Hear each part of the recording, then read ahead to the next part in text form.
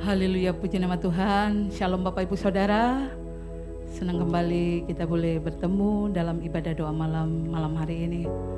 Sebelum kita masuk lebih lagi dalam pujian penyembahan, mari sama-sama kita tundukkan kepala, kita satu diam doa. Maha besar Engkau Allah Bapa kami yang bertata di kerajaan surga, yang kami panggil di dalam nama Tuhan Yesus Kristus. Sungguh kami mengucap syukur Tuhan untuk kebaikan-Mu, untuk kemurahan-Mu dalam kehidupan kami. Kami bersyukur Tuhan, dan kami bangga memiliki Allah seperti Engkau Yesus.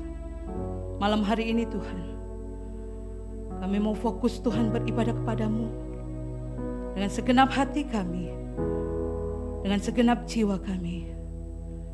Kami mau ibadah kami menjadi ibadah yang menyenangkan hati-Mu Bapa. Terima kasih Tuhan. Terima kasih Roh Kudus. Kau memberkati ibadah kami malam hari ini. Dari awal pertengahan hingga akhirnya Roh Kudus Engkau bebas beracara.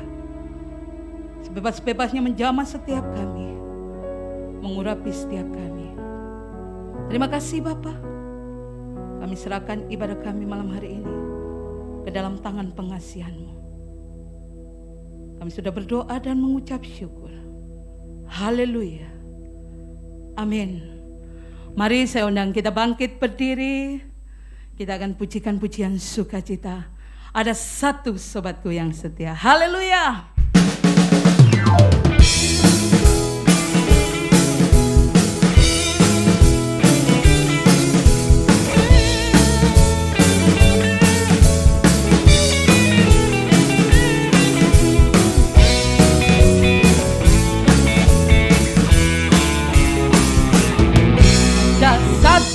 Sobatku yang setia,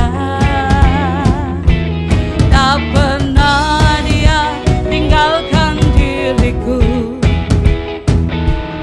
Di waktu aku susah, waktuku sendirian, dia selalu menemani diriku. Ada satu sobatku, ada satu sobatku yang setia. Amin. Tak pernah dia tinggalkan diriku. Waktu aku susah, waktuku sendirian, dia selalu menemani diriku. Namanya Yesus, namanya Yesus, yes, namanya Yesus, amin. Nama Yesus yang menghibur hatiku. Namanya Yesus, namanya Yesus, nama Yesus yang menghibur hatiku. Ada satu sobatku yang setia, tak pernah dia tinggalkan diriku.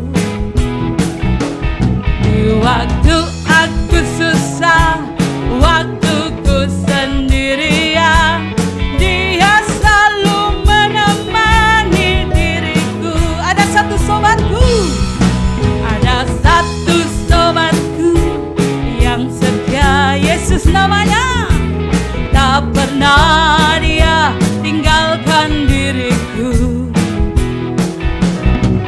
Waktu aku susah, waktuku sendirian, dia selalu menemani diriku.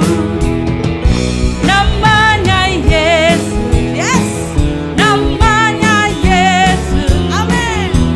Nama Yesus yang menghibur hatiku. Haleluya. Namanya Yesus, namanya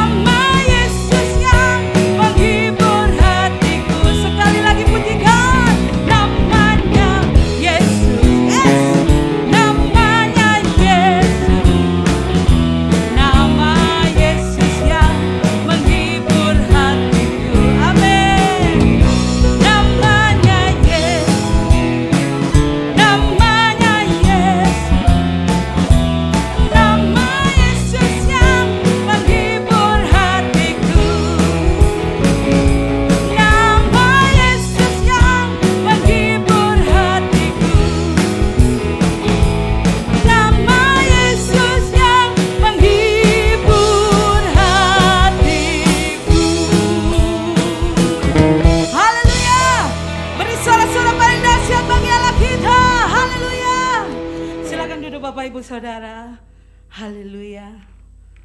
Puji nama Tuhan. Kita tetap dalam hadirat Tuhan. Kami mau membuka hati kami Tuhan, untuk setiap jamahan kuasa-Mu Yesus. Haleluya. Terima kasih Tuhan.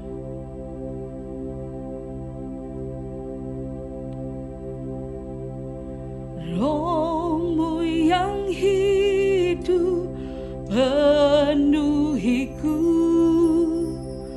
mengalir dalamku. Jiwaku tenang bersama-Mu dalam naungan-Mu. Ku buka hati untuk jamahan-Mu, berserah penuh di hadirat-Mu. Kau ambil alih seluruh hidupku di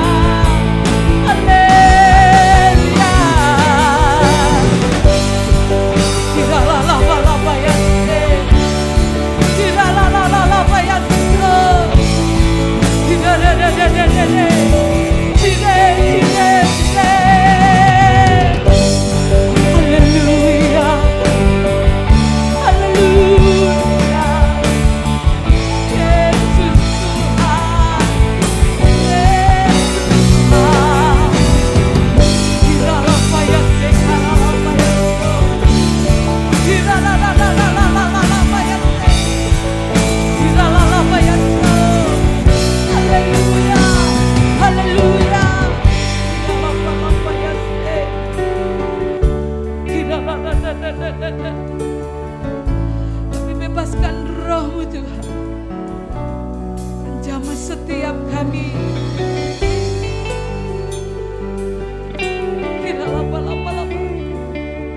Kami menikmati hadirat-Mu malam hari ini Tuhan.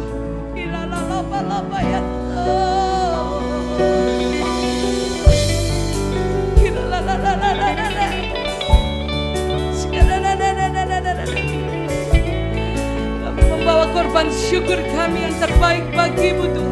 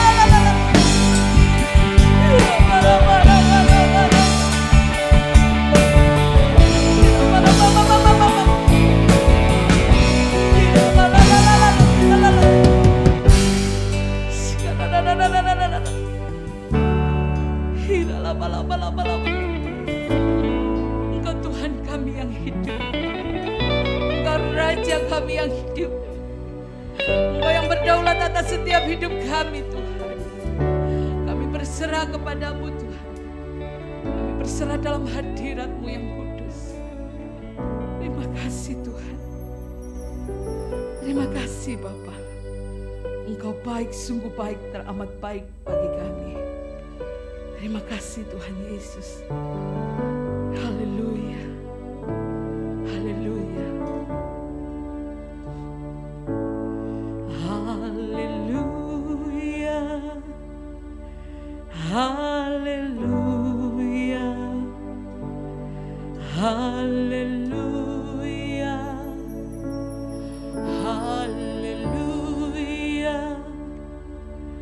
Haleluya. Haleluya, haleluya, haleluya, haleluya.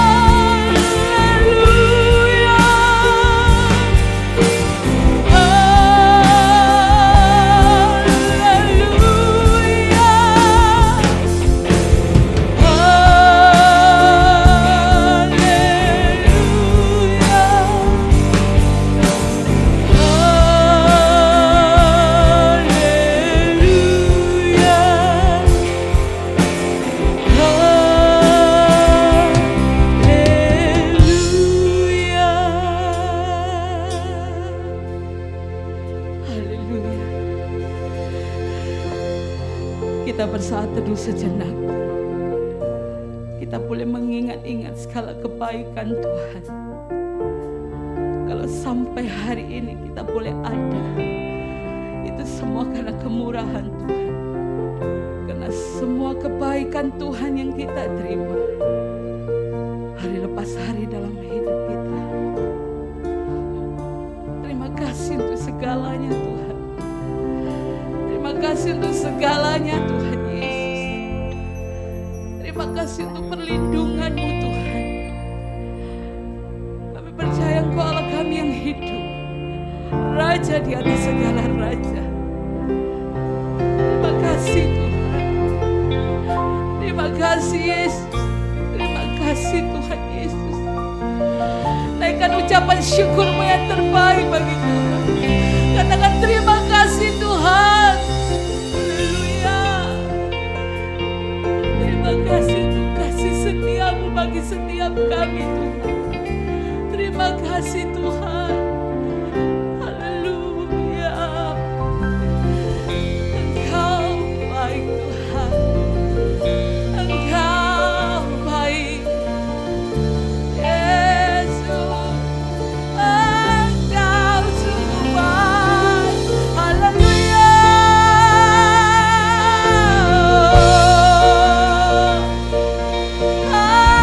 Haleluya. Haleluya.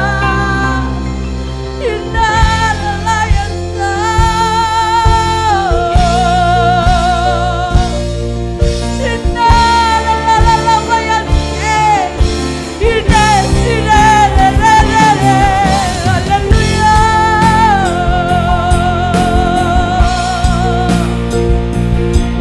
Hanya Engkau yang layak kami sembah Tuhan. Hanya Engkau Yesus Tuhan. Indah layak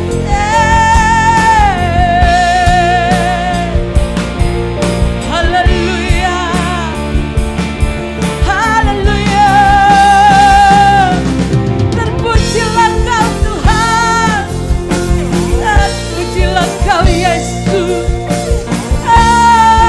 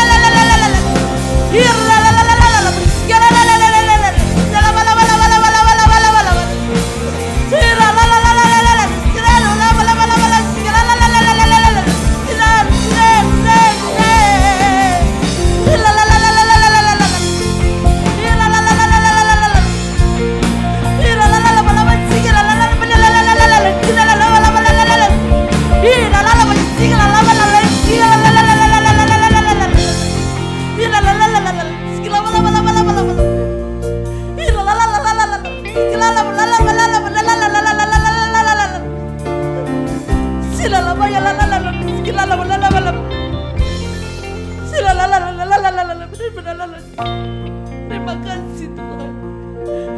Terima kasih Tuhan. Kami menikmati hadirat-Mu malam hari ini Tuhan. Terima kasih Roh Kudus. Terima kasih Roh Kudus. Terima kasih Bapa.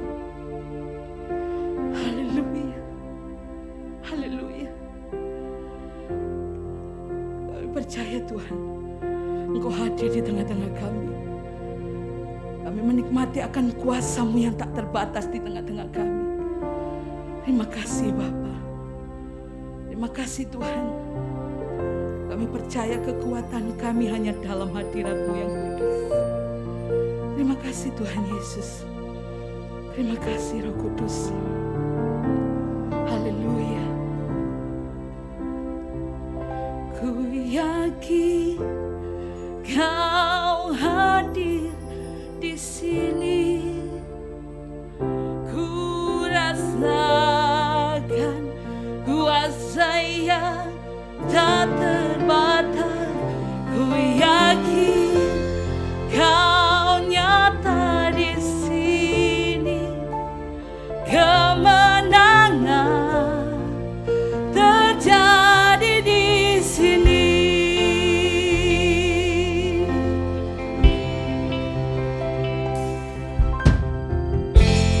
Ku menyembah dalam kudus hadirat-Mu, hampiri tata kasih karunia-Mu Bapa. Haleluya. Kekuatanku hanya dalam hadirat-Mu, Yesusku. Hanya Kaulah segalanya.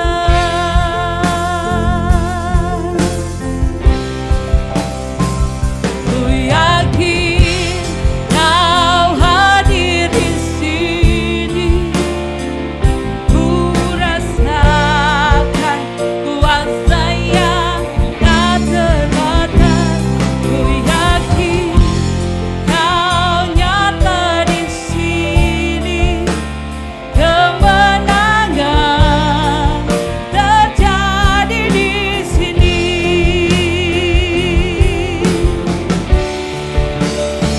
Ku yakin Kau hadir di sini. Ku rasakan kuasa yang tak terbatas. Ku yakin Kau nyata di sini, kemenangan terjadi di sini, kesembuhan terjadi di sini, kelepasan terjadi di sini. Amin. Haleluya. Haleluya. Beri suara-suara paling dahsyat bagi Allah kita. Haleluya. Kami aminkan sesungguh-sungguhnya pujian ini Tuhan, bahwa kami sudah terima kelepasan yang daripada-Mu, kami sudah terima kemenangan demi kemenangan yang daripada-Mu, dan kami sudah terima kesembuhan yang daripada-Mu. Terima kasih Tuhan. Sebentar lagi kami akan mendengarkan sabda firman-Mu. Berfirmanlah Tuhan atas setiap kami. Engkau juga memberkati hamba-Mu yang akan menyampaikan firman Tuhan. Terima kasih Bapa, dan kami siap mendengarkan firman-Mu. Hanya di dalam nama Tuhan Yesus. Haleluya. Amin. Shalom Bapak Ibu Saudara yang dikasihi Tuhan. Bagaimana kabar Bapak Ibu sekalian? Saya berdoa kita semua tetap semangat, kita tetap bersuka cita, hidup kita penuh dengan ucapan syukur. Meskipun hidup ini tidaklah semakin bertambah mudah. Ya Bapak Ibu, bahwa hidup ini semakin sulit, kondisi semakin sulit. Selama kita hidup di muka bumi ini, kita akan terus mendapatkan begitu banyak masalah. Kita akan menghadapi banyak tantangan. Kita akan menghadapi begitu banyak pergumulan. Dengan kita mengikut Kristus bukanlah sebuah jaminan bahwa hidup kita ini tanpa masalah. Tuhan Yesus tidak pernah menjanjikan kalau kita mengikut Dia, hidup kita ini mulus-mulus aja tanpa masalah. Tidaklah demikian. Hidup kita tetap akan menghadapi masalah-masalah. Tetapi bila kita sudah percaya kepada Yesus, kita percaya kepada Juru Selamat kita, Tuhan Yesus Kristus, kita harus memiliki respon yang benar bahwa segala sesuatu dalam kehidupan ini diizinkan oleh Tuhan untuk membentuk kita, untuk membuat kita menjadi pribadi yang semakin dewasa. Hidup kita semakin berkenan di hadapan Tuhan.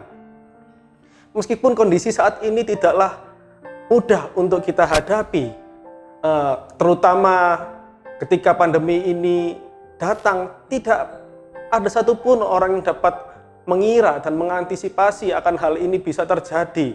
Banyak orang di luar sana yang begitu stres karena mungkin dia kehilangan pekerjaannya karena PHK. Banyak pengusaha yang stres karena omsetnya semakin menurun.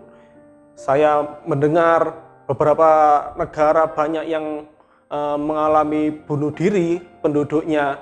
Lalu saya juga mendengar beberapa hari yang lalu, saya melihat di berita bahwa ada anak sekolah yang karena stres dengan tekanan sekolah online, dia memilih untuk mengakhiri hidupnya dengan bunuh diri. Sungguh sangat mengenaskan. Bapak Ibu Saudara yang dikasihi Tuhan, sebenarnya kita ini didesain oleh Tuhan sebagai orang-orang yang lebih daripada pemenang. Mari kita sama-sama buka dalam Roma 8 ayat 37. Dikatakan, tetapi dalam semuanya itu kita lebih daripada orang-orang yang menang oleh Dia yang telah mengasihi kita. Kita adalah orang-orang yang lebih daripada pemenang. Bagaimana kita bisa menjadi pemenang? Bagaimana kita bisa menang dalam menghadapi pertandingan di kehidupan ini? Tema khotbah pada malam hari ini yaitu iman yang membawa kemenangan. Malam hari ini kita akan bersama-sama belajar seperti apa, iman seperti apa sehingga kita ini bisa menang dalam kehidupan ini. Bisa terus setia sampai akhir mengikuti Tuhan. Kita akan belajar bersama-sama dari sebuah kisah yang begitu luar biasa. Kisah yang semua orang pun sudah tahu. Kisah yang mana hal yang tidak mungkin menjadi mungkin. Karena bersama Tuhan tak ada sesuatu pun yang tidak mungkin. Kisahnya adalah kisah Daud melawan Goliat. Kita semua sudah tahu kisah ini. Kisah ini adalah pertempuran antara bangsa Israel dan bangsa Filistin pada saat itu. Israel menghadapi sebuah permasalahan yang saat itu permasalahan yang sangat berat. Bangsa Filistin membawa pendekarnya yang paling hebat yaitu Goliat. Kita akan sama-sama belajar dalam 1 Samuel pasal 17 ayat 4 sampai dengan ayat yang ke-7. Kita akan melihat bagaimana kondisi pada saat itu, seperti apakah Goliat itu. Mari kita baca sama-sama 1 Samuel 17 ayat 4 sampai yang ke-7. Lalu tampillah keluar seorang pendekar dari tentara orang Filistin, namanya Goliat dari Gat. Tingginya 6 hasta sejengkal. Bapak Ibu, tingginya 6 hasta sejengkal, itu sekitar 3,2 meter tingginya. Bayangkan tingginya 32,2 meter. Pada saat itu juga rata-rata tinggi seorang prajurit adalah sekitar 1,8 meter. Jadi hampir setengahnya tingginya, itu setengahnya Goliat. Ayat kelima, ketopong tembaga ada di kepalanya. Kepalanya dilindungi oleh ketopong tembaga dan ia memakai baju sirah yang bersisik. Berat baju sirah ini 5.000 sikal tembaga. Ayat ke-6, dia memakai penutup kaki dari tembaga dan di bahunya ia memanggul lembing tembaga. Ganggang tombaknya seperti pesa tukang tenun dan mata tombaknya itu 600 sikal besi beratnya. Dan seorang membawa perisai berjalan di depannya. Kita lihat sama-sama Bapak Ibu bahwa Goliat itu memiliki begitu banyak modal yang lengkap untuk bisa memenangkan sebuah pertarungan, memenangkan sebuah pertandingan. Dia memiliki modal yaitu kekuatannya yang besar. Tidak hanya badan yang besar, tapi dia punya kekuatan yang besar. Lalu tidak hanya tubuhnya yang besar, dia juga tubuhnya dilindungi oleh perlengkapan perang yang begitu lengkap. Dari kepala sampai ujung kakinya dia memiliki perlengkapan perlindungan perang yang lengkap. Tidak hanya di situ aja, dia juga memiliki senjata yang mematikan untuk melawan musuhnya. Berbeda dengan Daud. Daud ini adalah seorang anak remaja. Dia bukanlah seorang prajurit. Dia ditugaskan sama ayahnya, Isai, untuk mengantarkan bekal untuk saudara-saudaranya yang berperang. Justru saudara-saudaranya yang berperang, ya. Dia ini masih muda, masih kemerah-merahan dan elok parasnya. Kita lihat sama-sama, kita lompat di ayat ke-42. 1 Samuel 17 ayat 42. Ketika orang Filistin itu menunjukkan pandangannya ke arah Daud serta melihat dia, dihinanya Daud itu karena ia masih muda, kemerah-merahan dan elok parasnya. Daud saat itu masih muda. Jadi sudah dipastikan bahwa tubuhnya saat itu lebih kecil dibandingkan ukuran tubuh dari prajurit bangsa Israel pada saat itu. Dan dia masih remaja pada saat itu. Dia bukanlah seorang prajurit. Dia hanyalah bertugas mengembalakan 2-3 ekor domba pada saat itu. Dan dia datang ke medan peperangan pada saat itu hanya bertugas untuk mengantarkan bekal untuk saudara-saudaranya yang disuruh oleh Isai, ayah Daud. Lalu kita tahu semua bahwa akhirnya Daud pun bisa mengalahkan Goliat. Tapi bagaimana caranya? Mengapa Daud bisa mengalahkan Goliat? Kita akan belajar bersama-sama iman seperti apa yang Daud punya pada saat itu sehingga dia bisa mengalahkan Goliat, yang mana prajurit-prajurit lain pun tak sanggup mengalahkannya. Pada saat itu kedaulatan Israel sedang terancam oleh bangsa Filistin. Kalau saja mereka kalah dari bangsa Filistin pada saat ini, wah sudah pasti bangsa Israel bisa diporak-porandakan oleh bangsa Filistin. Tetapi Daud datang.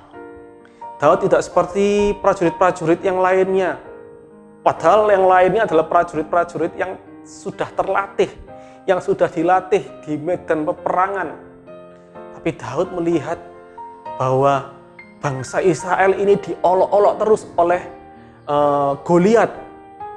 Setiap hari Goliat datang untuk mengolok-olok bangsa Israel. Tetapi pasukan Israel tidak ada satupun yang berani untuk menghadapi Goliat. Kita akan belajar sama-sama seperti apa sih imannya Daud ini. Yang pertama adalah tidak tawar hati. Kita baca sama-sama di ayat yang 32. 1 Samuel 17 ayat 32. Berkatalah Daud kepada Saul, janganlah seseorang menjadi tawar hati karena dia. Hambamu ini akan pergi melawan orang Filistin itu. Tidak tawar hati. Tawar hati adalah ungkapan dalam bahasa Indonesia yang menunjukkan suatu keadaan yang tidak bersemangat, tidak ada kemauan lagi, hilang harapan, kecewa, dan putus harapan. Ya, tawar hati adalah tidak adanya semangat lagi. Ketika seseorang tidak bersemangat, otomatis dia tidak ada kemauan lagi untuk bekerja, untuk melakukan sesuatu. Ketika dia tidak ada kemauan lagi, dia pasti ada hilang keberanian. Ketika orang hilang keberanian, sudah pasti orang tersebut hilang pengharapan. Dia putus harapan. Itulah yang dialami bangsa Israel pada saat itu. Prajurit-prajurit bangsa Israel pada saat itu takut dan menjadi tawar hati. Karena dia merasa secara manusia memang tidak mungkin bisa mengalahkan Goliat untuk 1 lawan 1.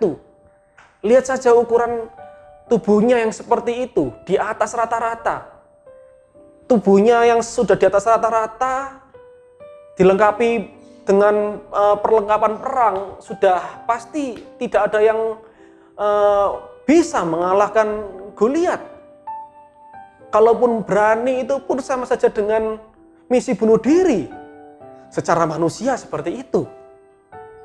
Tetapi di sini Daud tidak gentar. Justru malah dia memberi semangat kepada bangsa Israel untuk tidak tawar hati dalam menghadapi Goliat. Dia tidak takut menghadapi Goliat. Dia memberikan semangat kepada prajurit-prajurit yang lain untuk tidak tawar hati melawan Goliat. Mari Bapak Ibu Saudara sekalian yang dikasihi Tuhan, seberapapun besarnya masalah yang Anda hadapi, yang kita hadapi saat ini, kita tidak boleh menjadi tawar hati. Kita harus belajar menjadi kuat dan menjadi tegar dalam menghadapi persoalan apapun. Bahkan seperti Daud, tidak hanya menjadi kuat, tapi juga bisa memberi kekuatan kepada orang lain. Kita semua sudah mendengar kisah ini. Kita semua sudah tahu hasil akhirnya, yaitu Daud menang. Tapi bagaimana keadaan saat itu? Tidak ada yang tahu akhirnya menjadi seperti apa. Tetapi Daud bisa melihat Daud berani. Dia tidak tawar hati. Dia menguatkan yang lainnya untuk jangan takut, untuk tidak tawar hati dalam menghadapi Goliat. Itulah poin yang pertama, yaitu untuk tidak tawar hati. Yang kedua adalah dengan pengalaman hidupnya. Dalam ayat 34 dikatakan, tetapi Daud berkata kepada Saul, "Hambamu ini biasa mengembalakan kambing domba ayahnya. Apabila datang singa atau beruang yang menerkam seekor domba dari kawanannya," ayat 35, "maka aku mengejarnya, menghajarnya, dan melepaskan domba itu dari mulutnya. Kemudian apabila ia berdiri menyerang aku, maka aku akan menangkap janggutnya, lalu menghajarnya dan membunuhnya. Baik singa maupun beruang telah dihajar oleh hambamu ini, dan orang Filistin yang tidak bersunat itu, ia akan sama seperti salah satu daripada binatang itu, karena ia telah mencemooh barisan daripada Allah yang hidup." Ayat 37, pula kata Daud, "Tuhan yang telah melepaskan aku dari cakar singa dan cakar beruang, Dia juga akan melepaskan aku dari tangan orang Filistin itu." Kata Saul kepada Daud, "Pergilah, Tuhan menyertai engkau." Daud memiliki pengalaman tersendiri dalam mengembalakan domba. Meskipun dia hanya mengembalakan 2-3 ekor domba, tetapi ada sebuah tanggung jawab dari Daud untuk benar-benar bisa menjaga dombanya itu. Tantangannya juga berat, Bapak Ibu. Tidak hanya tantangan untuk mengejar dombanya kalau dombanya lari mungkin atau dombanya hilang, tapi menghadapi pemangsa-pemangsa domba itu. Kita bisa melihat ternyata Daud mengembalakan dombanya itu di daerah yang seperti hutan liar ya, karena ada binatang-binatang buas di sana, singa dan ada beruang. Bagaimana kalau itu terjadi dalam hidup kita? Kita seperti Daud. Wah, mungkin waduh wis benois itu cuma sedikit kok dombane, wis biarno ae lah dimakan gitu loh. Tapi Daud tidak seperti itu. Dia mengalahkan singa dan beruang itu karena dia percaya bahwa Tuhanlah yang menyertai dia, sehingga dia mampu untuk mengalahkan beruang dan singa. Dia menyadari bahwa hanya karena pertolongan Tuhanlah dia dapat mengalahkan binatang buas itu, untuk mengalahkan singa dan beruang. Begitu juga dengan kita, bahwa kita ini harus yakin Tuhan yang telah menolong kita di masa-masa yang lalu, dan Tuhan yang sama ya, pasti akan menolong kita pada saat ini maupun di masa yang akan datang. Setiap hari kita mungkin sudah banyak begitu mengalami fase-fase kehidupan dalam kehidupan ini. Kita begitu banyak mengalami pertolongan Tuhan. Mungkin dulu kita menghadapi suatu masalah yang besar, tapi ternyata akhirnya bisa lulus, kita bisa melalui semuanya, sehingga kita masih bisa bertahan hingga saat ini karena pertolongan Tuhan. Oleh sebab itu, yakinlah dan percayalah, Tuhan yang sama, Tuhan Yesus yang dulu yang menolong kita pada masa-masa yang lalu, Dia saat ini pun masih berkuasa untuk menolong kita dari apapun masalah yang menjerat kita pada hari-hari ini. Mari tetap kita percaya, kita mengingat-ingat kasih Tuhan, kita mengingat-ingat akan kebaikan Tuhan, dan percayalah Tuhan pasti akan menolong kita. Tuhan pasti akan membuka jalan bagi kita.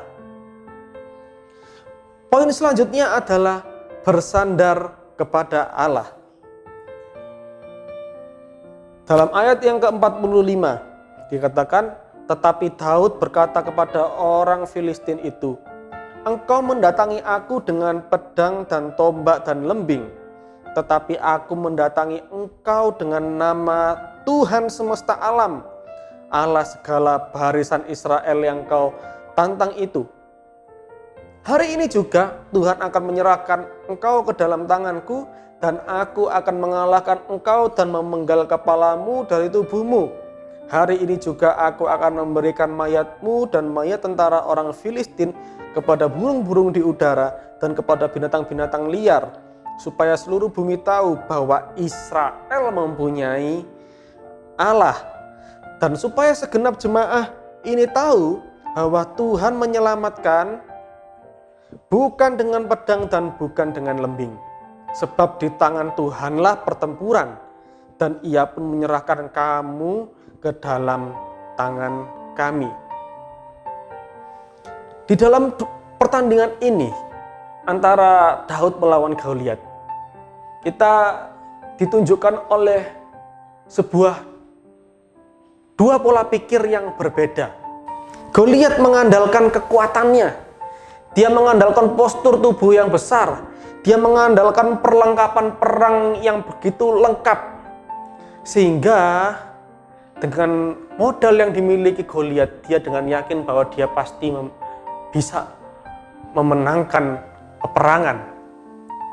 Tetapi sebaliknya Daud, kekuatan, kemampuan, dan peralatan tempur bukanlah segalanya. Tapi kuasa Tuhanlah yang memegang peranan penting dalam pertempuran yang dihadapinya. Daud tidak mengandalkan kekuatannya, dia tidak memiliki postur sebesar Goliat. Dia tidak memakai perlengkapan perang yang selengkap Goliat. Tapi dia benar-benar bersandar kepada kuasa Tuhan. Bahwa kuasa Tuhanlah yang memegang peranan penting dalam peperangan, dalam sebuah pertempuran. Dengan bersandar sepenuhnya kepada Tuhan, maka Tuhanlah yang akan bertempur bagi kita. Dia yang akan berperang bagi kita dan memberi kita kemenangan demi kemenangan. Poin selanjutnya adalah melangkah dengan iman. Kita baca dalam ayat 49, lalu Daud memasukkan tangannya dalam kantungnya, diambilnyalah sebuah batu dari dalamnya, diumbannya, maka kenalah dahi orang Filistin itu, sehingga batu itu terbenam ke dalam dahinya, dan terjerumuslah ia dengan mukanya ke tanah. Demikianlah Daud mengalahkan orang Filistin itu dengan umban dan batu. Ia mengalahkan orang Filistin itu dan membunuhnya tanpa pedang di tangan. Daud tidak menggunakan metode yang canggih dan hebat dalam menghadapi Goliat. Tetapi mujizat justru terjadi pada saat Daud melakukan hal yang kecil tersebut.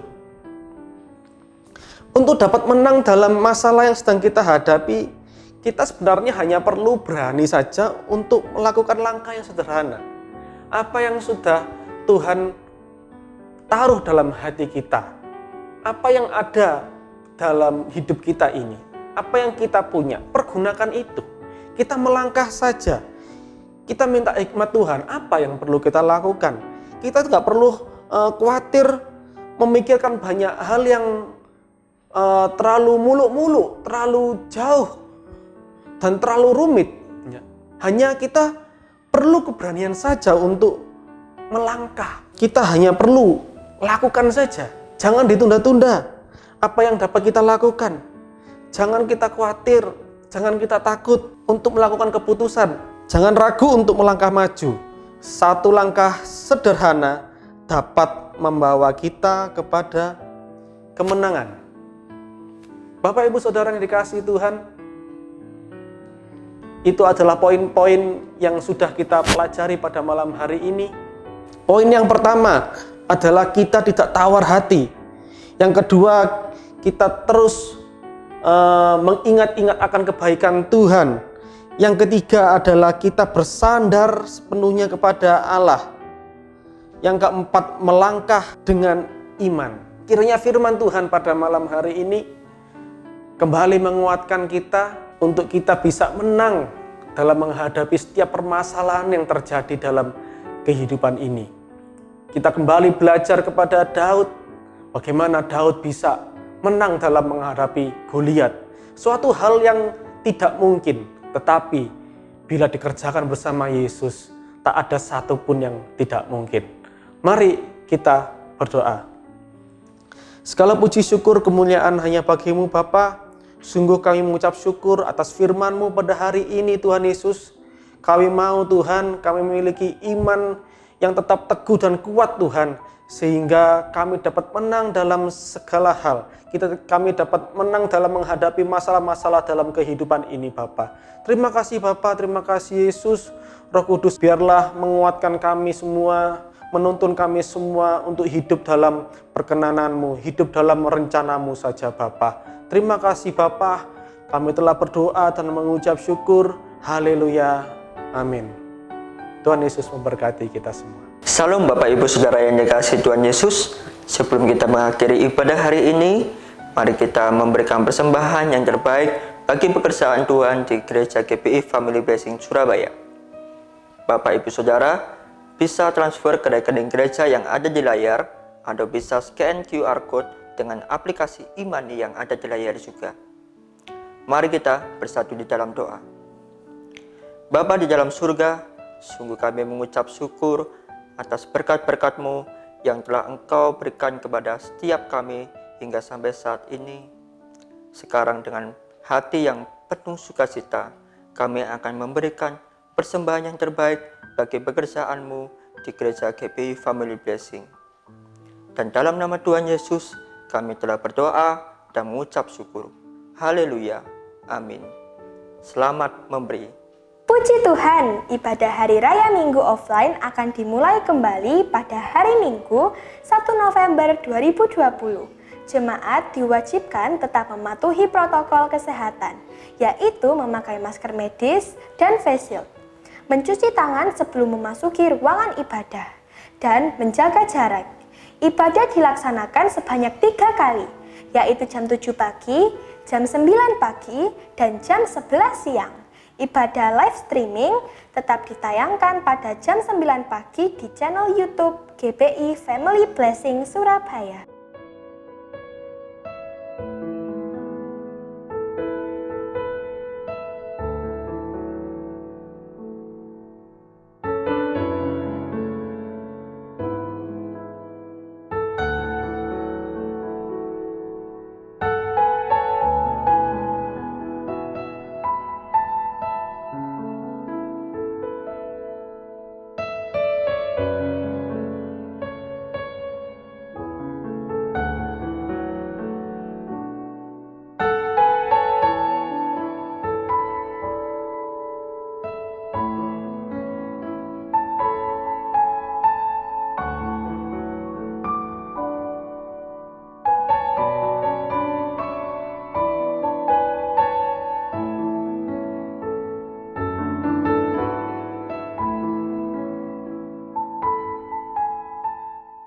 Haleluya.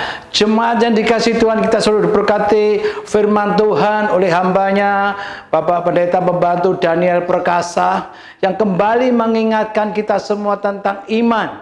Iman yang bawa kemenangan. Orang hidup tanpa iman tidak mungkin berkenan kepada Tuhan. Dan iman harus disertai dengan perbuatan. Karena iman tanpa perbuatan kosong.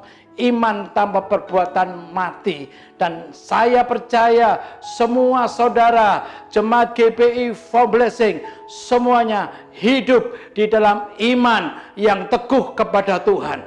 Iman yang disertai dengan perbuatan. Iman yang membawa pada kemenangan. Haleluya. Mari kita akhiri ibadah doa malam saat ini dengan doa. Segala puji syukur, hormat, kemuliaan hanya bagi Tuhan Yesus, Allah yang baik, teramat baik, Allah yang mengasihi kami dengan kasih yang kekal, yang memberkati kami dengan berkat yang kekal. Sungguh kami berterima kasih, sungguh kami ucap syukur untuk anugerah Tuhan yang luar biasa. Bahwasanya kasih setia Tuhan kepada kami tetap sampai selama-lamanya. Terima kasih untuk firman-Mu, kami mau menjadi pelaku-pelaku firman Tuhan. Berkati hamba-Mu, Bapak Daniel Perkasa, berkati dia dalam pelayanannya, kiranya nama Tuhan dipermuliakan. Kau terus berikan hikmat ilahi kepada hamba-Mu ini, dan Kau pakai lebih lagi untuk kemuliaan nama Tuhan. Berkati kesehatannya, berkati juga keluarganya. Dan kami percaya juga bangsa kami Indonesia, bangsa yang dikasihi Tuhan. Negara kami, negara yang dikasihi Tuhan dan diberkati Tuhan. Kau memberkati bangsa kami dengan keamanan, dengan kedamaian, dan bahkan kesejahteraan. Engkau menolong Indonesia, negara kami dari pandemi COVID-19. Kiranya penularan boleh berakhir Tuhan. Kami minta pertolongan Tuhan, dan Engkau melindungi negeri ini Tuhan dari kehancuran ekonomi. Ekonomi Indonesia ditolong Tuhan, bahkan akhirnya nantinya bisa mengalami pertumbuhan kembali. Ekonomi negara ini boleh kembali bertumbuh. Tuhan tolong bangsa kami, tolong negara kami ini, karena Tuhan mengasihi Indonesia. Lawatan Tuhan juga boleh terjadi untuk negeri ini. Desa-desa, kota-kota boleh dilawat Tuhan. Kebangunan rohani besar terjadi. Hujan pertobatan dan keselamatan boleh terjadi melanda Indonesia. Semua datangnya dari pihak Tuhan. Indonesia penuh kemuliaan Tuhan. Berkati pemerintah kami, berkati presiden kami, wali kota kami, gubernur kami. Tuhan tolong mereka semua. Engkau membuat mereka berhasil dalam tugas tanggung jawab mereka. Tolong Tuhan untuk tim medis Tuhan, tenaga kesehatan yang sungguh terlibat untuk proses perawatan orang-orang yang sakit COVID-19. Tuhan tolong mereka semua, para dokter, semua tim medis. Engkau lindungi mereka dari penularan. Kau berikan kesehatan dan kekuatan selalu untuk mereka. Tuhan menolong mereka. Dan juga para aparat, baik kepolisian maupun TNI, Tuhan juga melindungi mereka dan memberkati mereka semua. Terima kasih, kami serahkan bangsa kami kepada Tuhan Yesus. Terpujilah nama Tuhan. Surabaya kota kami aman, damai, dan menjadi sound hijau untuk COVID-19 ini. Kota Surabaya milik Tuhan. Indonesia milik Tuhan. Berkati semua jemaat GPI for Blessing. Kami minta belas kasihan dan perlindungan mereka. Kau melindungi mereka daripada yang jahat. Kau juga melindungi mereka semua dari penularan COVID-19. Engkau memberkati mereka apapun persoalan, pergumulan mereka. Tuhanlah penolong mereka. Tuhan Yesus, penolong dalam kesesakan, sangat terbukti. Terpujilah nama Tuhan. Mari jemaat, angkat kedua tanganmu dan terimalah berkat Tuhan. Tuhan Yesus memberkati engkau dan melindungi engkau. Tuhan menyinari engkau dan wajahnya dan memberi engkau kasih karunia. Tuhan menghadapkan wajahnya kepadamu dan memberi engkau damai sejahtera, dan berkat ini engkau terima dalam nama Bapa, Putra, dan Roh Kudus, yaitu di dalam nama Tuhan Yesus saat ini dan sampai selama-lamanya. Yang percaya dikasih dan diberkati Tuhan, katakan sama-sama, amin. Tuhan memberkati.